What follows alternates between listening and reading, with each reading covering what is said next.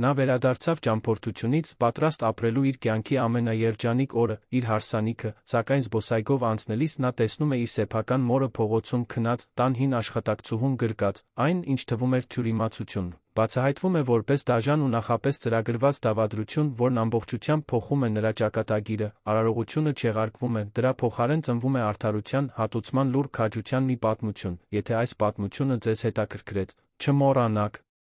բաժանորդագրվել մեր ալիքին ասել մեզ, թե որ քաղաքից եք մեզ դիտում, իսկ մենք շարունակում ենք, առավոտը դանդաղորեն բացվում էր Երանի վրա, իր հետ բերելով այն աղոտ լուսավորությունը, որը բնորոշ է միայն մեծ քաղաքներին, արը փորձում էր ճեղքել մշուշի շերտը, որը դեռ համառորեն գրկել էր բարձրահարկ շենքերը, մինչդեռ երթեկությունը սկսում էր իր ամենօրյա ծիսակարգը, ազդանշանների շտապող շարժիչների աղմուկով, Արմենը ուղղեց ձեռքի ժամացույցը խորը շունչ քաշեց, 3 ամիս արտերկրի գրասենյակներում շրջագայելուց գործարքներ կնքելուց իր մեծ ջանքերով ստեղծած ընկերությունն ընդլայնելուց հետո նա վերջապես վերադարձել էր, եւ սա սովորական վերադարձ չէր, սա նրա հարսանիքի օրն էր, տաքսին ընթանում էր Մաշտոցի պողոտայով, երանյան առավոտներին բնորոշ դանդաղությամբ։ Արմենը պատուհանից դիտում էր շտապող մարդկանց, որոնցից յուրաքանչյուրը կորած էր իր սեփական աշխարհում, գրելով իր հոգսերը, նա ինքն իրեն ժպտաց, մի քանի ժամից նա լինելու էր Մանեի կողքին, այո ասելով ընկերների, հարազատների, գործընկերների առջ, ամեն ինչ պլանավորված էր մինչ մանրուքները, արարողությունը տեղի էր ունենալու ժամը 5-ին, արաբգիրի ամենաշխեղ սրահներից մեկում, Մանեն հոգ էր տարել յուրաքանչյուր դետալի ձևավորման համար, քանի դեռ ինքը բացակայում էր, վստահություն։ Ահա թե ինչի վրա է հիմնված ամուր հարաբերությունը, կրկնում էր նա ինքն իրեն, Մանեն նրա կյանք մտավ 2 տարի առաջ, իր հետ բերելով այն կենսունակ էներգիան, որը բնորոշ է հստակ նպատակներ ունեցող մարդկանց, նա գեղեցիկ էր, խելացի, միշտ անթերի։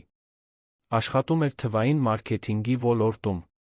Ուներ առաջնորդի վճռական կեցվածք, Արմենն իրեն բախտավոր էր զգում, այնքան անհաջող հարաբերություններից հետո նա վերջապես գտել էր մեկին, ով հասկանում էր իր տեմպը, նպատակները, բացակայությունները, նա երբեք չէր բողոքում երկար ճամփորդություններից։ Երբեք չէր կասկածում նրա առաջնահերթություններին, միշտ ասում էր, որ վստահում է նրան, եւ Արմենը վստահում էր նրան, մայրը տիկին Հասմիկը 74 տարեկան էր ապրում էր նրա հետ հոր մահից հետո, արդեն 5 տարի, նա զուսպ կին էր, քչախոս, բայց հաստատակամ։ Արմենը միշտ ձգտում էր, որ նա ունենա լավագույնը, այդ պատճառով վարձել էր Անուշին, միջին տարիքի մի կնոջ, ով համբերատար էր նվիրված, որպեսզի օգներ տիկին Հասմիկին օրվա ընթացքում, Անուշը զուսպ էր, արդյունավետ մորը վերաբերվում էր այնպիսի ջերմությամբ, որ Արմենը հանգիստ էր, նրանց հետ տանը լինելով նա կարող էր ճամփորդել առանց մեղքի զգացման, կամ այդպես էր կարծում, երբ տաքսին թեքվեց դեպի իր բնակարան տանող փողոցը, Արմենը խնդրեց վարորդին դանդաղեցնել ընթացքը։ Նա ուզում էր անցնել հաղթանակի զբոսայգու մոտով։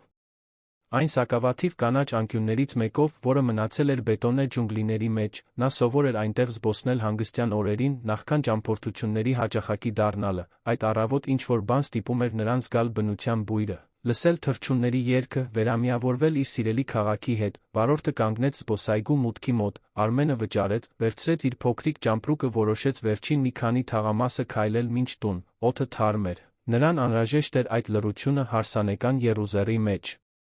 Ընկնելուց առաջ, նա անցավ զբոսայգու դարպասներով հետեց ծառուղիներից մեկին, կային առավոտյան վազորդներ, շներին զբոսնեցնող մարդիկ, նստարաններին նստած թերթ կարդացող տարեցներ, սովորական, պարզ ազնիվ կյանք, այդ պահին նա կանգ առավ։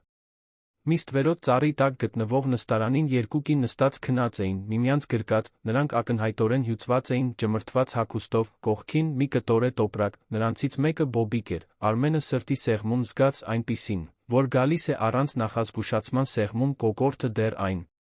պահին, երբ ուղեղը չի հասցրել վերլուծել տեսածը, նա մի քանի քայլ արեց դանդաղ, կարծես վախենալով, որ տեսածը կարող է անհետանալ, եթե նա արագ մոտենա, սիրտը սկսեց արագ բաբախել, երբ պատկերը հստակ դարձավ, տարեց կինը, ում ալեխառն մազերը թափթփված էին, իր մայրն էր, մյուսը, ում գլուխը հենված էր մոր ուսին, Անուշն էր, երկուսն էլ քնած էին բաց երկնքի տակ, պաշտպանվելով գիշերվա ցրտից միայն մի բարակ շալով, որն Անուշը գցել էր երկուսի ուսերին, Արմենը ճամպրուկը գցեց գետնին վազեց։ Նրա մարմինը արձագանքեց ավելի արագ, քան միտքը կհասցներ կազմակերպել մտքերը, նա ծնկի իջավ նրանց արջ նրբորեն դիպավ մոր ձեռքին, տիկին Հասմիկը դանդաղ արթնացավ, շփոթված, աչքերը դեռ քնաթաթախ, երբ ճանաչեց որդուն, նրա դեմքի արտահայտությունը փոխվեց, դա թեթացում չէր, դա ամոթ էր, Խառնված տխրության հետ, մի ամոթ, որն Արմենը երբեք չէր պատկերացրել տեսնել այդ արժանապատիվ կնոջ դեմքին, որդիս, շնջաց նա, ձայնը խռպոտ ու խեղդված, մայր, ինչ է պատահել, ինչ եք անում այստեղ, Անուշն էլ արթնացավ, վախեցած, տեսնելով Արմենին, նրա ձեռքերը դողացին, նա խոնարհեց աչքերը, կարծես չիմանալով, թե ուր նայի, Արմենը զգաց, թե ինչպես է իր ներսում ինչ-որ բան կոտրվում, այդ երկու կանայք, ում նա թողել էր իր տան ապահով հարկի տակ, այստեղ էին, անպաշտպան, ենթարկված աշխարհի անտարբերությանը, ինչու, եկեք գնանք այստեղից, ասաց նա, զսպելով ձայնը, որպեսզի հենց այդտեղ չփլուզվի, գնանք, հիմա, նա օգնեց երկուսին վեր կենալ, տիկին Հասմիկը մի փոքր երերաց, նա ամուր բռնեց նրան, Անուշը փորձեց վերցնել տոպրակը, բայց Արմենը վերցրեց այն նրա ձեռքից։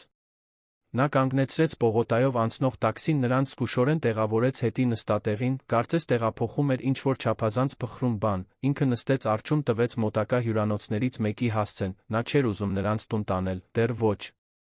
Նախ պետք էր հասկանալ, հյուրանոցի համարում, երբ երկուսն էլ լոգանք ընդունեցին հագան մաքուր հագուստ, որը նա պատվիրել էր ընդունարանից, Արմենը սուրճ մատուցեց, նստեց նրանց դիմաց, լռությունը ծանր էր, տիկին Հասմիկը նայում էր իր ձեռքերին, իսկ Անուշը չէր դադարում սրբել։ Արցունքները, հիմա դուք ինձ ամեն ինչ կպատմեք, սկզբից, տիկին Հասմիկը խորը շունչ քաշեց սկսեց, նրա ձայնը հաստատուն էր, բայց լցված հին տխրությամբ, որն Արմենը հասկացավ, որ չէր ծնվել այդ գիշեր, նա պատմեց, որ այն պահից, երբ Մանեն ստանձնել էր ապագա կնոջ դերը, սկսել էր ավելի հաճախ գալ տուն, փոքրիկ բաներ էին փոխվել, նուրբ դիտողություններ Անուշի կողմից կահույքը դասավորելու վերաբերյալ, քողարկված ակնարկներ, որ տիկին Հասմիկը պետք է ավելի շուտ քաշվի իր սենյակ, որպեսզի չխանգարի, փոքրիկ մեկուսացումներ։ Քողարկված բարեկրթությամբ, 3 գիշեր, շարունակեց տիկին Հասմիկը, Մանեն տուն եկավ ուշ, նա ուրիշ էր, նյարդային, ասաց, որ տունն այժմ իրենն է, որ հարսանիքից հետո ինքն է այստեղ ապրելու, չի ուզում ոչ ինձ, ոչ Անուշին տեսնել իր կողքին, ասաց, որ մենք խանգարում ենք իր ծրագրերին, որ ես շատ ծեր եմ ժամանակակից աշխարհը հասկանալու համար, իսկ Անուշն այլս պետք չէ, Արմենը զգում էր, թե ինչպես է բարկությունը բարձրանում իր մեջ, բայց ստիպեց իրեն շարունակել լսել, նա մեզ հրամայեց դուրս գալ, հենց այդ պահին, ասաց, որ փոխել է կողպեքը, եթե փորձենք վերադառնալ, ոստիկանություն կկանչի, Անուշը փորձեց առարկել, բայց Մանեն չլսեց։ Նա ինձ տնից դուրս հանեց, որդիս, իմ սեփական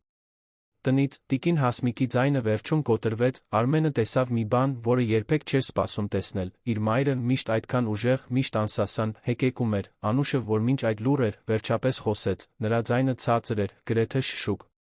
Եվս մի բան կա, պարոն Արմեն, ես չէի ուզում ասել, որովհետև ապացույցներ չունեի, բայց հիմա կարծում եմ պետք է, նա բացեց կտորե տոպրակը, մի քանի ջմրթված թղթի կտորներ հանեց, դրանք ձեռագիր նամակներ էին, մի ձեռագրով, որն Արմենն անմիջապես չճանաչեց։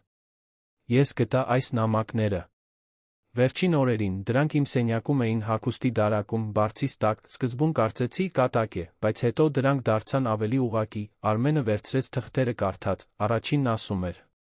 Քո ժամանակն այստեղ արդեն սպառվել է, երկրորդը, զգույշ եղիր, թե ինչ ես անում, ինչ ես լսում, երրորդը ամենաթարմը։ Շուտով կհասկանաս, որ այս տանը քո տեղը չէ, Արմենի ձեռքը դողաց, նամակները բռնած, դա հանկարծակի արարք չէր, դա հաշվարկված էր, դա դաժան էր, դա նախապես ծրագրված էր, ինչու ինձ չպատմեցիր, Անուշը գլուխը տարուբերեց ամոթահար։ Ես չէի ուզում խնդիրներ ստեղծել, կարծում էի երակայությունս է, իսկ դուք այնքան հեռու էիք, այնքան զբաղված, ես չէի ուզում անհանգստացնել, Արմենը փակեց աչքերը, խորը շունչ քաշեց, մեղքի զգացումը նրան հարվածեց ինչպես բռունցքը։ Նա այնքան զբաղված էր կայսրություններ ստեղծելով, պայմանագրեր կնքելով, գործերն ընդլայնելով, որ չէր նկատել, թե ինչ է կատարվում սեփական տանը, կուրորեն վստահել էր, եւ այդ կույր վստահությունը հանգեցրել էր նրան, որ իր ամենասիրելի երկու մարդիկ քնել էին զբոսայգու նստարանին, տիկին Հասմիկը, դեռ կարմրած աչքերով, մեկնեց ձեռքը դիպավ որդու դեմքին, դա քո մեղքը չէ, Արմեն, դու չէիր կարող իմանալ, բայց նա զգում էր, որ պետք է իմանար, զգում էր, որ պետք է տեսներ, պետք է նկատեր, պետք է հարցեր տար, պետք է ներկա լիներ, նայեց ժամացույցին։ Առավոտյան ժամը 10 էր, 7 ժամից նա պետք է մտներ հանդիսությունների սրահ, ամուսնանալու այն կնոջ հետ, ով արել էր այդ ամենը, այն կնոջ, ով վռնդել էր իր մորը, այն կնոջ, ով սպառնացել էր Անուշին, այն կնոջ, ով ժպիտների խոստումների հետում թաքցրել էր մի դեմք, որն ինքը երբեք չէր պատկերացրել, Արմենը վեր կացավ, քայլեց դեպի հյուրանոցի պատուհանը, դրսում երանը շարունակում էր իր ռիթմը, մեքենաներ, մարդիկ, շենքեր, կյանքը շարունակվում էր անտարբեր յուրաքանչյուրի անձնական քաոսի հանդեպ, նա գիտեր, թե ինչ պետք է անի, գիտեր, որ այդ Պահին ընդունած որոշումը կփոխի ամեն ինչ, հետդարձի ճանապարհ չկար, միջին տարբերակ չկար, շրջվեց դեպի երկու կանայք, ովքեր լուռ նայում էին նրան, սպասելով, այսօր հարսանիք չի լինելու, տիկին Հասմիկի աչքերը լայնացան, որդիս, պետք չէ դա անել իմ պատճառով։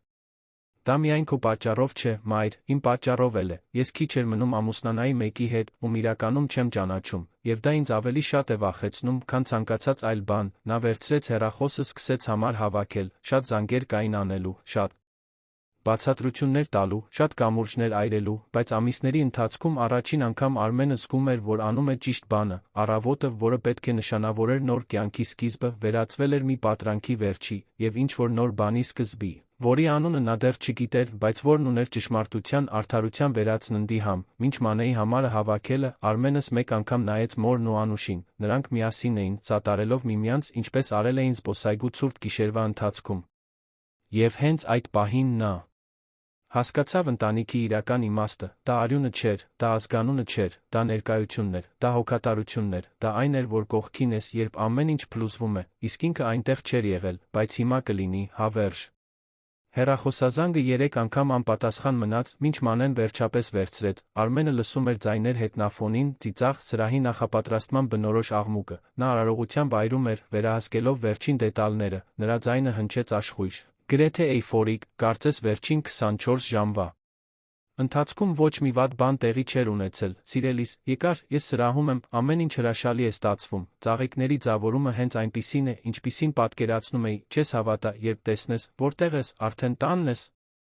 Արմենն ամուր սեղմեց հեռախոսը, նրա բերանից դուրս եկող յուրաքանչյուր ուրախ բառ վիրավորանք էր թվում, ինչպես էր նա կարողանում այդքան լավ ծածնել, ինչպես էր պահպանում այդ անհոգ տոնը երկու կնոջ կեսգիշերին տնից վռնդելուց հետո, Մանե, մենք պետք է խոսենք, հիմա, նա ծիծաղեց այն թեթությամբ, որն Արմենին միշտ հմայիչ էր թվում, իսկ հիմա հնչում էր կեղծ ու բեմականացված, խոսել, սիրելիս, մենք մի քանի ժամից ամուսնանում ենք, լուրջ խոսակցությունները թող մեղրամսից հետո, հիմա ուղղակի վայելիր, հանգստացիր։ Արմենը խորը շունչ քաշեց, փորձելով պահպանել ինքնատիրապետումը, որտեղ է մայրս, հաջորդած լռությունը այլ էր, դա զբաղված մարդու հանգիստ լռությունը չէր, դա անակնկալի եկած մարդու լռությունն էր, Մանեն մի քանի վայրկյան ուշացումով պատասխանեց, նրա ձայնը փոխվել էր, այն ավելի ցածր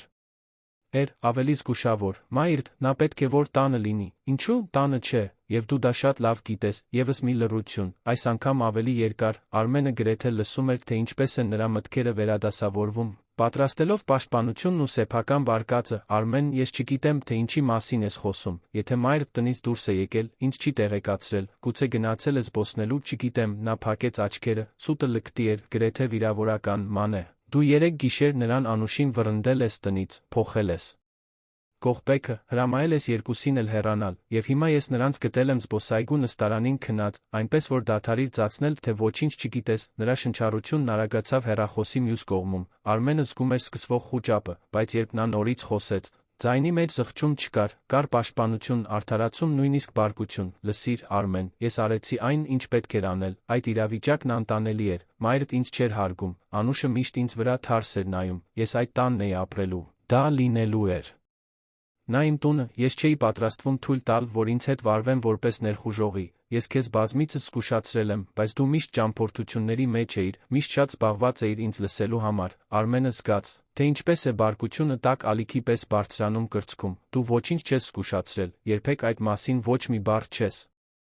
ասել, ես փորձել եմ, բայց դու երբեք հասանելի չէիր, եւ ես չէի պատրաստվում հավերժ սպասել, այնպես որ գործեցի, վերջակետ, նա գլուխը տարուբերեց չհավատալով լսածին, զղջում չկար, մեղքի զգացում չկար։ Միայն արդարացումներ պատմությունը իր օգտին շրջելու հուսահատ փորձ, հարսանիքը չեղարկված է, Մանե, նա ծիծաղեց, դա կարճ, նյարդային, գրեթե հիստերիկ ծիծաղ էր, չեղարկված, Արմեն, դու խելագարվել ես, 200 հոգի հաստատված հյուր ունենք։ Ուտելիքը պատվիրված է, երաժշտությունը, ձավորումը, ամեն ինչ պատրաստ է, դու չես կարող հարսանիքը չեղարկել հենց օրը, դա ծիծաղելի է, կարող եմ, եւ չեղարկում եմ, ես չեմ ամուսնանալու մեկի հետ, ով այդպես է վերաբերվում իմ մորը, ով սպառնում է աշխատակցին, ով իմ թիկունքում գործում է նման սառնասրտությամբ։ Նրա ձայնը նորից փոխվեց, դարձավ սուր, հուսահատ, Արմեն, դու չափազանցնում ես, մայրդ քեզ մանիպուլյացիայի է ենթարկում, նա երբեք ինձ չի ընդունել, միշտ ինձ հետ վարվել է այնպես, կարծես ես բավականաչափ լավը չեմ։ Եվ հիմա նա դա օգտագործում է մեզ բաժանելու համար, թույլ Մի տուր նրան դա անել մեզ հետ, խնդրում եմ, Արմենն անջատեց հեռախոսը, այլս ասելիք չկար, նա արգելափակեց նրա համարը սկսեց անհրաժեշտ զանգերն անել, նախ սրահը, հետո ռեստորանը, լուսանկարիչը, երաժիշտները, յուրաքանչյուր զանգ անհարմար էր, յուրաքանչյուր բացատրություն, թերի, բայց նա ոչ մեկին հաշվետու չէր, պարզապես տեղեկացնում էր, որ միջոցառումը չեղարկված է ինքը հետո կկապնվի ֆինանսական հարցերը լուծելու համար, մինչ նա զանգեր էր անում։ Տիկին Հասմիկը Անուշը լուռ նստած մնացին հյուրանոցի սենյակի բազմոցին։ Նրանք ոչինչ չէին ասում, բայց Արմենը զգում էր նրանց հայացքների ծանրությունը, երբ վերջապես ավարտեց, նա հեռախոսը դրեց մի կողմ շրջվեց դեպի նրանց, վերջ, ամեն ինչ արված է, տիկին Հասմիկը դանդաղ վեր կացավ մոտեցավ որդուն, ձեռքերը դրեց նրա դեմքին, ինչպես անում էր, երբ Արմենը երեխա էր ու դպրոցից որեխնդրով էր վերադառնում, դու վստահ ես որդիս, այո մայրիկ, բացարձակապես, նա գլխով արեց գրկեց որդուն, դա երկար, լուռ գրկախառնություն էր, լի այն ամենով, ինչը կարիք չուներ բարձրաձայնվելու։ Երբ բաժանվեցին, Արմենը տեսավ, որ Անուշը լաց էր լինում, բայց դրանք այժմ այլ արցունքներ էին, դրանք վախի կամ ամոթի արցունքներ չէին, դրանք թեթացման արցունքներ էին, պարոն Արմեն, ես նույնիսկ չգիտեմ ինչ ասել, շնորհակալություն, նա գլուխը տարուբերեց։ Ես եմ ներողություն խնդրում, նախկինում չտեսնելու համար, ներկա չլինելու համար, թույլ տալու համար, որ դուք այս ամենի միջով անցնեք, Անուշը սրբեց արցունքները առաջին անգամ ժպտաց այն պահից, ինչ նրանց գտել էր զբոսայգում, դուք հիմա այստեղ եք։ Դա է կարորը։ Արմենը խնդրեց, որ նրանք հանգստանան, մինչ ինքը դուրս կգա որոշ հարցեր լուծելու, նա պետք է գնար բնակարան, վերցներ իր իրերը վստահ լիներ, որ Մանեն հնարավորինս շուտ կհեռանա այնտեղից, ճանապարհին նա զանգահարեց իր փաստաբանին, պարոն Գորգին, լուրջ բանիմաց մի մարդու, ով տարիներ շարունակ սպասարկել էր իրենց ընտանիքին, Գորգ, քո օգնությունն է պետք, հրատապ է, ամբողջ պատմությունը լսելուց հետո փաստաբանը հոգոց հանեց հեռախոսի մյուս կողմում, Արմեն, սա լուրջ է։ Մեկին առանց նախազգուշացման տնից վռնդելը։ Առավել ստարեց մարդու, իրավական բազմաթիվ հարցեր է առաջացնում, գույքը քո անունով է, այո, ամեն ինչ իմ անունով է, նա երբեք պաշտոնապես այնտեղ չի բնակվել, պարզապես հաճախ էր գալիս, ուրեմն դու լիակատար իրավունք ունես պահանջելու, որ նա հեռանա։ Ես կպատրաստեմ պաշտոնական ծանուցումը քեզ հետ կգամ բնակարան, միայնակ ոչինչ մի արա, մենք սա կլուծենք ճիշտ ճանապարհով, Արմենը շնորհակալություն հայտնեց պայմանավորվեց փաստաբանի հետ հանդիպել շենքի մոտ, երբ նա տեղ հասավ, Գորգն արդեն այնտեղ էր, թղթապանակը։ Թիտակ այն լուրջ կեցվածքով, որը բնորոշ է իր անելիքը հստակ իմացող մարդուն, գնացինք, հանգստություն պահպանիր, թույլ տուր ես վարեմ խոսակցությունը նրա հետ ուղղակի բախման մեջ մի մտիր, այն ամենը, ինչ նա կասի մտքումդ արձանագրիր։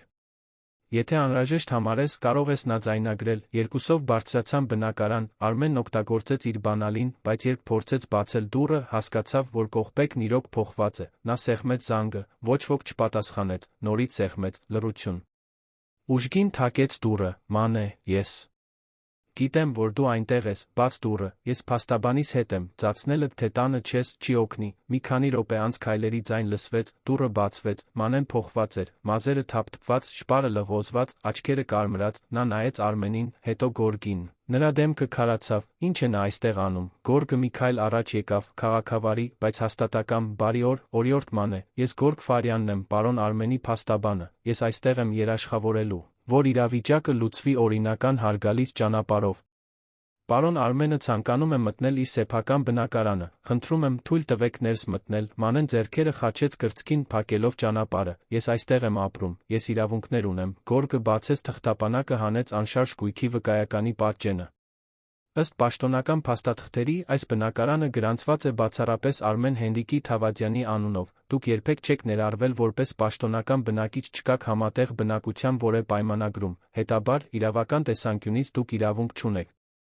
խոչընդոտելու սեփականատիրոջ մուտքը, Մանեն նայեց Արմենին մի հայացքով, որտեղ խառնված էին բարկությունը, հուսահատությունը, ինչ-որ բան, որը կարող էր լինել նեղացվածություն, ուրեմն այսպես ես անում, ինձ վռնդում ես, այն ամենից հետո, ինչ մենք ապրել ենք, Արմենը խորը շունչ քաշեց, դու վռնդել ես մորս, Մանե, կեսգիշերին, առանց զգուշացման, առանց գթասրտության, առանց որևէ տրամաբանական արդարացման, հիմա դու ստանում ես նույն վերաբերմունքը, որը ցույց ես տվել նրան։ Տարբերությունն այն է, որ ես սա անում եմ։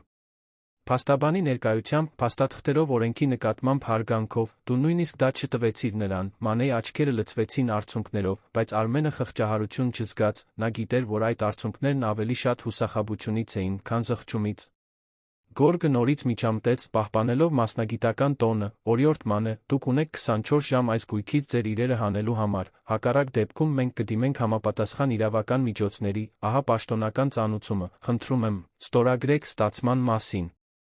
Նա թուղթը մեկնեց, մանեն նայեց փաստաթղթին այնպես, կարծես դա ինչ-որ զզվելի բան լիներ, բայց վերցրեց գրիչը բարկացած ստորագրեց, դուք դրա համար կզղջաք, նա մտավ բնակարան շրխկացրեց դուռը, Արմենն ու Գորգը մնացին միջանցքում, նա կկատարի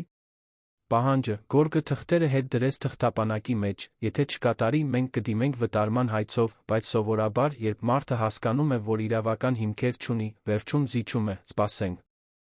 Այդ ընթացքում խորհուրդ եմ տալիս դու մայրդ մնաք հյուրանոցում կամ այլ ժամանակավոր վայր գտնեք, մի ստիպեք ձեզ համատեղ կեցության, որը կարող է վերածվել ավելի վատ բախման, Արմենը համաձայնեց։ Փաստաբանի հետ իջավ, հյուրանոց վերադառնալու ճանապարհին նա նորից անցավ հաղթանակի զբոսայգով, այն նստարանը, որտեղ գտել էր մորն ու Անուշին, դեռ այնտեղ էր, հիմա դատարկ, կարծես ոչինչ չէր պատահել, բայց ինչ-որ բան էր պատահել, ինչ-որ մեծ, վերջնական անդառնալի բան, նա մի պահ կանգ առավ նայեց այդ նստարանին, այնտեղ, ժամանակից մաշված այդ փայտի վրա, երկու կին քնել էին, որովհետ գնալու տեղ չունեին, եւ ինքը, ով միշտ հպարտացել էր, որ վերահսկողության, պլանավորման հաջողության մարդ է, հասկացավ, որ ձախողվել է։ Ամենակարևոր հարցում, ներկա լինելու, տեսնելու, պաշտպանելու, նա նստեց նստարանին ընդամենը մի պահ, փորձելով զգալ այն, ինչ նրանք էին զգացել, գիշերվա ցուրտը, անապահովությունը, վախը, նվաստացումը, եւ նրա ներսում ինչ-որ բան վերջնականապես կոտրվեց։ Դա միայն բարկություն չէր, դա ամոթ էր, ամոթ, որ այդքան կույր էր եղել, այդքան բացակա, այդքան վստահ սխալ բաների վրա, երբ նա վերադարձավ հյուրանոց, տեսավ տիկին Հասմիկին գիրք կարդալիս, իսկ Անուշին հեռուստացույց դիտելիս։ Նրանք բարձրացրին հայացքները, երբ նա ներս մտավ սպասելով նորությունների, նա 24 ժամ ունի հեռանալու համար, տիկին Հասմիկը գլխով արեց, ոչինչ չասելով, բայց Արմենը նրա աչքերում տեսավ մի բան, որը նախկինում երբեք չէր տեսել, դա թեթացում չէր, դա հաղթանակ չէր, դա տխրություն էր։ Խորը տխրություն այն ամենի համար, ինչ այդ ամենը ներկայացնում էր, փշրված երազանքի համար, բացահայտված պատրանքի համար, այն սիրո համար, որը երբեք իրական չէր եղել, եւ հենց այդ պահին նստած այդ անդեմ հյուրանոցային սենյակի աթոռին, Արմենը հասկացավ, որ հարսանիք չեղարկելը հեշտ էր, դժվարը լինելու էր վերականգնել այն վստահությունը, որն ինքը կորցրել էր, ոչ թե այն վստահությունը, որը մանեն էր դրժել, այլ այն վստահությունը, որն ինքը կորցրել էր սեփական անձի նկատմամբ չտեսնելու համար այն ճշմարտությունը, որն այսքան ժամանակ իր աչքի առաջ էր, հաջորդ 3 օրերն անցան որպես թանձր մշուշ, որի միջով Արմենն անցնում էր, չկարողանալով լիովին տեսնել ճանապարհը, մանեն իր իրերը հանեց բնակարանից սահմանված ժամկետի վերջին օրը, առանց մի բառ ասելու, առանց հետ նայելու, նա բանալիները թողեց։ Հյուրասենյակի սեղանին հեռացավ երկու ընկերուհիների ուղեկցությամբ, ովքեր օգնեցին տեղափոխել ճամպրուկները, Արմենը ներկա չէր, նա նախընտրեց խուսափել վերջնական բախումից, Գորգը մնաց բնակարանում երաշխավորելու, որ ամեն ինչ քաղաքակիրթ անցնի փաստաթղթավորի նրա հեռանալը, երբ փաստաբանը զանգահարեց, տեղեկացնելով, որ ամեն ինչ լուծված է, Արմենը տարօրինակ թեթություն զգաց, խառնված մի դատարկության հետ, որը չէր սպասում զգալ։ Տիկին Հասմիկը Անուշը հաջորդ օրը վերադարձան տուն, Արմենը փականագործ վարձեց, նորից բոլոր կողպեքները փոխելու համար տեղադրեց անվտանգության տեսախցիկներ մուտքի մոտ ձեռնարկեց այնպիսի միջոցներ, որոնք պետք է վաղուց ձեռնարկած լիներ, բայց բնակարանի ֆիզիկական փոփոխություններից ավելի նա գիտեր, որ պետք է փոխի ինքն իրեն։ Պետք է ներկա լիներ, պետք է լսեր, պետք է տեսներ այն, ինչ իր առջ էր, առօրյային վերադառնալու առաջին գիշերը երեքով միասին ընթրեցին հյուրասենյակում, դա պարզ մի բան էր, փլավ, տապակած հավ, որն Անուշը պատրաստել էր այն ջերմությամբ, որը սնունդը վերածում է հոգատարության, տիկին Հասմիկը լուր ուտում էր, ժամանակ առ ժամանակ նայելով որդուն մի արտահայտությամբ, որն Արմենը չէր կարողանում լիովին վերծանել, կար թեթացում, բայց նա մտահոգություն, նա որդուն շատ լավ էր ճանաչում, չնկատելու համար, որ նա ներքուստ պայքարում էր մի բանի հետ, որն ավելի մեծ էր, քան պարզապես հարաբերությունների ավարտը, մայր, ների՛ր ինձ, հանկարծ ասաց Արմենը պատառաքաղը դնելով ափսեի մեջ, տիկին Հասմիկը զարմացած բարձրացրեց աչքերը, ինչի՞ համար ներեմ որդիս չտեսնելու համար, այստեղ չլինելու համար, կուրորեն վստահելու թույլ տալու համար, որ դու այս ամենի միջով անցնես, ես պետք է նկատեի, պետք է հարցեր տայի, պետք է ուշադիր լինեի, նա սեղանի վրայով մեկնեց ձեռքը բռնեց որդու ձեռքը։ Արմեն, դու գուշակ չես, նա լավ էր թաքցնում իր իրական դեմքը, եւ ես էլ քեզ ամեն ինչ չէի պատմում, որովհետեւ չէի ուզում քեզ անհանգստացնել, դու այնքան շատ էիր աշխատում, կարևոր գործարքներ էիր կնքում, ես կարծում էի, որ կկարողանամ միայնակ գլուխ հանել։ Բայց Դու չպետք է ստիպված լինեիր միայնակ գլուխ հանել, ես քո որդին եմ, իմ պարտականությունն է հոգ տանել քո մասին, Անուշը, որ մինչ այդ լուռ էր, մաքրեց կոկորդը, պարոն Արմեն, կարող եմ մի բան ասել, իհարկե Անուշ, միշտ, նա խորը շունչ քաշեց, կարծես քաջություն էր հավաքում, դուք ոչ մի բանում մեղավոր չեք, օրիորդ Մանեն շատ խորամանկ էր, նա իր վատ կողմը ցույց էր տալիս միայն այն ժամանակ, երբ դուք ներկա չէիք, ձեր ներկայությամբ նա մի մարդ էր, մեզ հետ առանձին, բոլորովին ուրիշ։ Լինում էին օրեր, երբ նա ինձ վրա այնպիսի արամարանքով էր նայում, որ վախենալու էր, դիտողություններ էր անում հագուստիս, խոսելածիս, տունը մաքրելու ձի մասին, բայց միշտ քողարկված, գիտեք, միշտ այնպես, կարծես կատակ էր անում, եւ ես վախենում էի խոսել, որովհետեւ կարծում էի, ոչ ոք ինձ չի հավատա, ի վերջո, ով էի ես, ընդամենը աշխատող, Արմենը զգաց, թե ինչպես է սիրտը սեղմվում, դու ընդամենը աշխատող չես, Անուշ, դու այս ընտանիքի մի մասնիկն ես, եւ ես պետք է դա հստակեցնեի հենց սկզբից, Անուշը ժպտաց, Արմենը նկատեց, թե որքան հազվադեպ էր այդ ժպիտը, քանի անգամ էր նա իրականում զրուցել նրա հետ, քանի անգամ էր հարցրել, թե ինչպես է նա, արդյոք որե բանի կարիք ունի, արդյոք նրան լավ են վերաբերվում, ճշմարտությունը ցավեցնում էր, նա եղել էր բացակա տանտեր, վստահ լինելով, որ իր բարի նպատակները ժամանակին վճարվող աշխատավարձը բավարար են։ Բայց հոգատարությունը շատ ավելին էր, քան դա, ընթրիքից հետո, երբ Անուշը լվանում էր սպասքը, իսկ տիկին Հասմիկը հեռուստացույց էր դիտում, Արմենը գնաց մոր սենյակ, նա գիտեր, որ մայրը օրագիր է պահում, միշտ գիտեր։ Դեռ մանկուց տեսնում էր մորը կազմված տետրերի մեջ գրելիս։ Արձանագրելով մտքերը, պահերը, խոհերը, նա երբեք չէր կարդացել դրանցից ոչ մեկը, հարգելով նրա գաղտնիությունը, բայց հիմա, այս ամենից հետո, նա զգում էր, որ պետք է ավելի լավ հասկանա, թե ինչ է ապրել իր մայրը վերջին ամիսներին, թակեց սենյակի դուռը։ Տիկին Հասմիկը նստած էր մահճակալին, տետրը գրկին, ներս արի, որդիս, Արմենը մտավ նստեց նրա կողքին, նայեց տետրին, ճանաչեց մոր գեղեցիկ ձեռագիրը, օրագիր թե, նա գլխով արեց, վերընթերցում էի որոշ բաներ, մտքերը դասավորելը լավ է օգնում, դուրս հանել այն, ինչը ներսում կուտակվել է, նա վարանեց, բայց որոշեց հարցնել, կարող եմ կարդալ, տիկին Հասմիկը երկար նայեց որդուն, հետո մեկնեց տետրը, կարող ես, կարծում եմ դու պետք է կարդաս, Արմենը զգուշորեն վերցրեց օրագիրը, կարծես մի թանկարժեք ու փխրուն իրեր բռնել, բացեց առաջին էջը, սկսեց կարդալ, սկզբնական գրառումները պարզ էին, առօրյա, օրվա նկարագրություններ, եղանակը, փոքրիկ իրադարձություններ, բայց էջերն առաջ գնալուն պես տոնը փոխվում էր։ Սկսում էին հայտնվել տհաճ իրավիճակների նկարագրություններ, Մանեի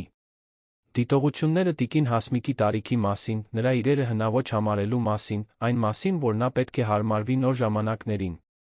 Փոքրիկ մեկուսացումներ, ընթրիքներ, որտեղ Մանեն առաջարկում էր, որ տիկին Հասմիկը ավելի շուտ ընտրի, միայնակ, որովհետև իրենք ուզում են առանձին լինել, տան ձևավորման վերաբերյալ որոշումներ, որոնք կայացվում էին առանց նրան հարցնելու, այն զգացողությունը, որ ինքն ավելորդ է իր սեփական տանը, Արմենի կոկորդը սեղմվում էր յուրաքանչյուր էջի հետ, ինչպես չէր նկատել, ինչպես էր թույլ տվել, որ դա տեղի ունենար հենց իր քթի տակ, նա հասավ մի կոնկրետ էջի, որը թվագրված էր 3 շաբաթ առաջ, իր վերադարձից ընդամենը մի քանի